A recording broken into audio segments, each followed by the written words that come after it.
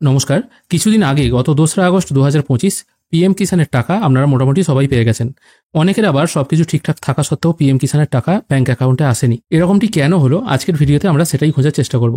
এটা হলো PM কিষাণের website. PM কিষাণের ওয়েবসাইটে ঠিক নিচে এখানে ইম্পর্টেন্ট নোট বলে কিছু কথা লেখা আছে। এই কথাগুলোর বাংলা অর্থ করলে যেটা দাঁড়ায় সেটা আমি প্রথমে বোঝার চেষ্টা করছি।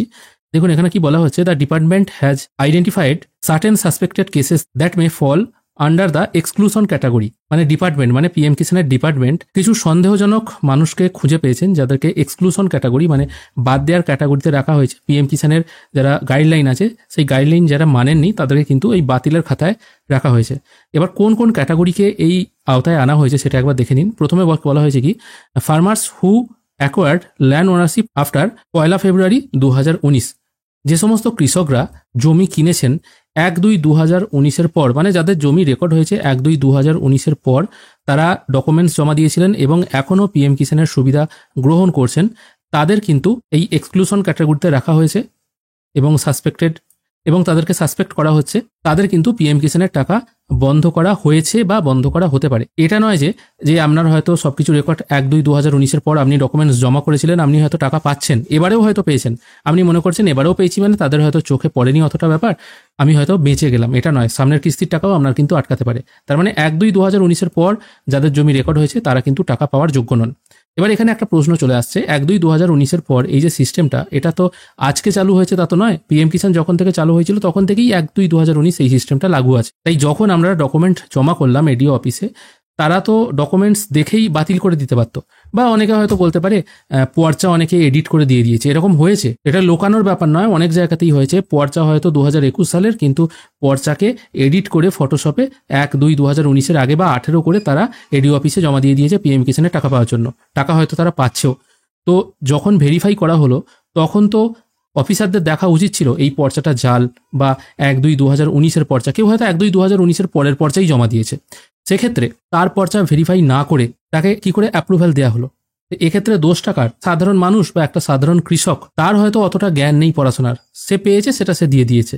তাহলে তারা কেন অ্যাকসেপ্ট করলো বা তারা অ্যাপ্রুভই করলো কেন? তাহলে অ্যাপ্রুভ করার পর এতদিন একটা মানুষ, খেটে খাওয়া মানুষ বলা যেতে পারে, সে টাকা পেলো, এখন তাকে এক্সক্লুশন ক্যাটাগরিতে রাখা হয়েছে এবং পরবর্তীকালে তাকে হয়তো টাকা ফেরতও দিতে হতে পারে। কারণ এটা নিয়ম আছে সরকারের, কোনো টাকা আপনি যদি অবৈধভাবে পান সেটা যদি পরবর্তীকালে ধরা পড়ে যায় আপনাকে টাকা ফেরত দিতে হবে। কারণ এখানে পিএম কিষাণ একটা অপশনও আছে অনলাইন রিফান্ড বলে, পুরো টাকা আপনাকে কিন্তু রিফান্ড করতে হবে। তাহলে সেই মানুষটি আজকে টাকাটা পাবে কোথায়? এই জিনিসটা সরকারের দেখা উচিত। এরকম যদি কেস থাকে তাহলে আপনাকে টাকা ফেরত দিতে হতে পারে। 2 নম্বর কেস এখানে যেটা বলা হচ্ছে সেটা হচ্ছে এটাই, cases where more than 1 family member is receiving benefits. মানে একজনের বেশি ফ্যামিলি মেম্বার যদি টাকা পায় সেক্ষেত্রে তাদেরকেও টাকা ফেরত দিতে হতে পারে। কীরকম হতে পারে?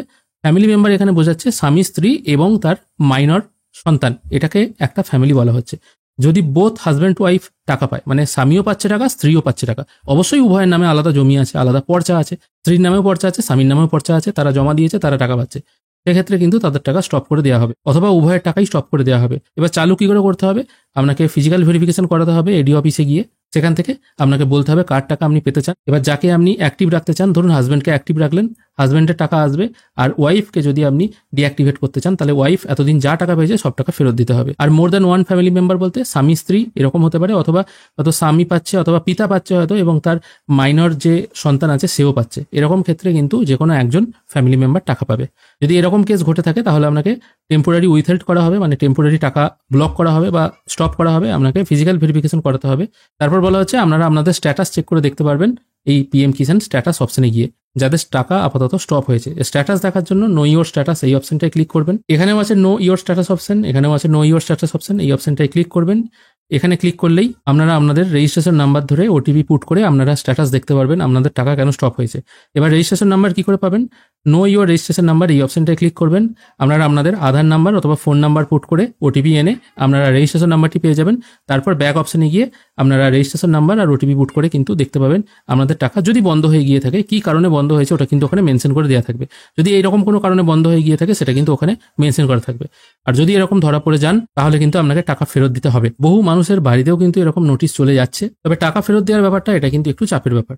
তাছাড়া পিএম কিষাণে আরও অনেক নিয়ম আছে। আপনি যদি কোনো প্রফেশনের সাথে যুক্ত থাকেন, আপনি যদি আয়কর দেন, সেক্ষেত্রেও কিন্তু আপনার টাকা বন্ধ করা হতে পারে। আপনি যদি পেনশন পান, আপনি যদি গভর্নমেন্ট এমপ্লয়ি হন, সেক্ষেত্রেও কিন্তু অনেক প্রবলেম হতে পারে, মানে তাদেরকে টাকা দেওয়া হবেই না, এটাই কিন্তু বলা হয়েছে, তারা যেন অ্যাপ্লাই না করে। তো দেখা যাক কিরকম কি হয়। এই ছোট্ট আপডেটটুকুই আপনাদেরকে দেওয়া ছিল। ভিডিও যদি ভালো লেগে থাকে অবশ্যই একটি লাইক করবেন। ভিডিও দেখার জন্য অসংখ্য ধন্যবাদ, ভালো থাকবেন।